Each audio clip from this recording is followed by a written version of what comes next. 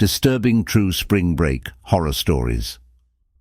Spring break should be fun, but for some, it turns into a nightmare. Here are 3 chilling true stories of trips gone wrong. The disappearing friend. 6 friends rented a beachside Airbnb in Florida. One night, Lily left early for bed, but when the others returned at 3 a.m., she was gone. Her belongings were untouched, and the front door was ajar. Security footage showed her walking to the water, speaking to someone unseen, then vanishing. Her body was never found. The haunted hotel. Jessica and Kyle booked a cheap hotel in Cancun, but something felt off. That night, Jessica woke to whispers and a shadowy figure in their room. The terrified receptionist urged them to leave. A week later, they learned the hotel had been abandoned for years after guests mysteriously vanished.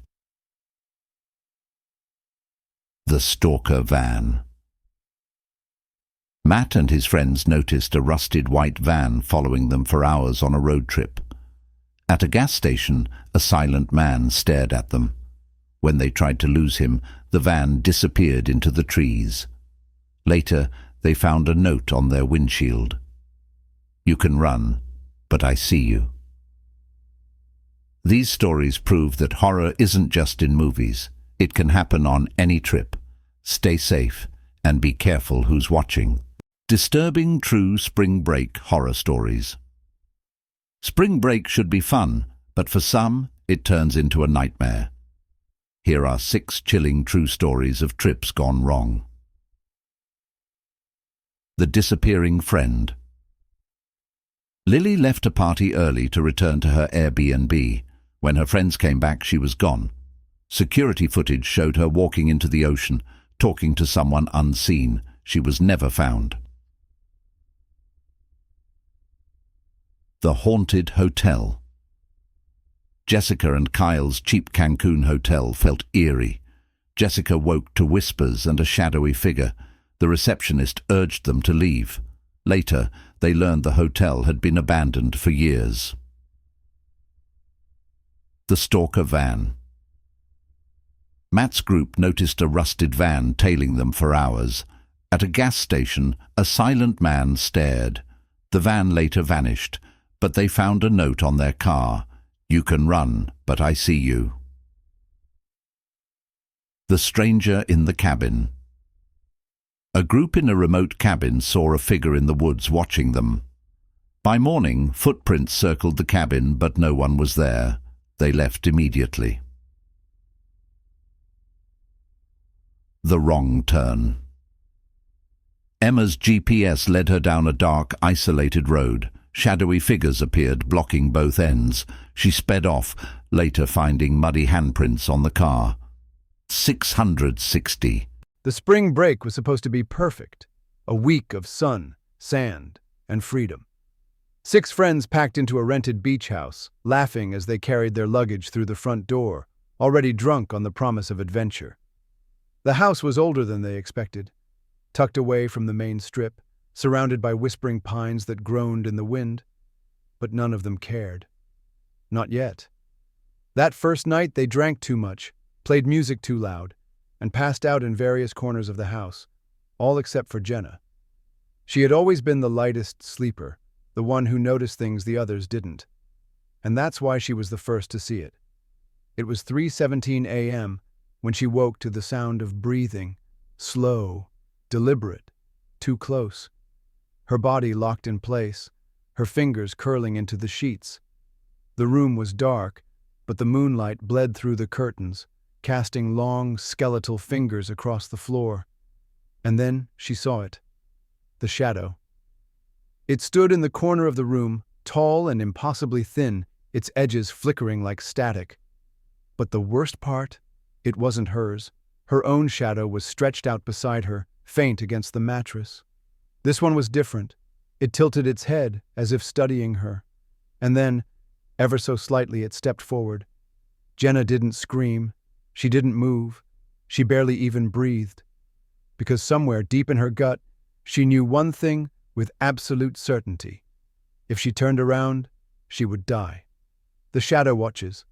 The next morning, Jenna told the others. They laughed, of course. "You were probably just drunk," Mark said, flipping a pancake onto her plate. "Or maybe it was like sleep paralysis." But Jenna didn't eat.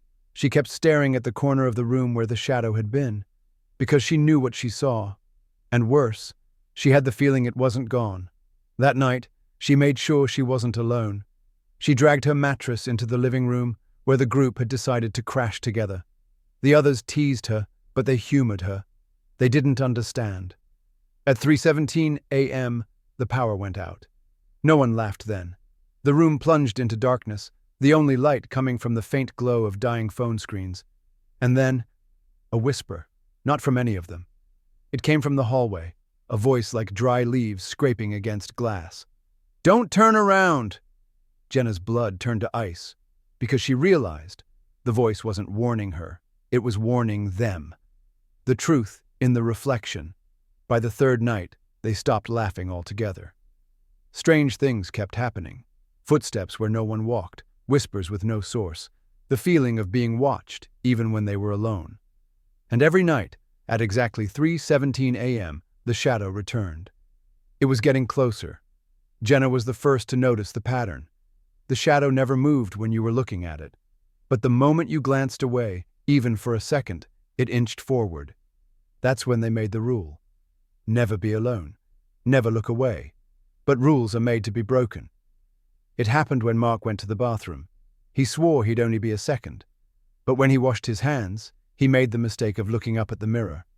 And in the reflection, just behind him, stood the shadow. Its fingers stretched toward his shoulder. Mark didn't turn around. He ran. The final warning. They should have left. They knew they should have left. But pride kept them there. That and something else. Something dark and hungry that slithered into their thoughts, whispering that it was already too late. On the last night, Jenna woke to silence. The others were still asleep around her, their chests rising and falling in the dim light. But something was wrong. The room was too cold, and the shadow, it wasn't in the corner anymore. It was standing right beside her. She could feel its breath on her neck, rancid and slow. A voice, barely audible, seeped into her ear. "Don't turn around." But this time, it wasn't a warning. It was a threat. The end, or is it? They found the house empty the next morning. No signs of struggle, no broken locks, just 6 phones, still charging on the kitchen counter, and a single sentence scratched into the bathroom mirror. "The last shadow in your room isn't yours." So tonight, when you're lying in bed, and you feel that cold breath on your neck, when you see that flicker of movement just outside your vision, remember their story, and whatever you do, don't turn around. Like and subscribe for more true horror story.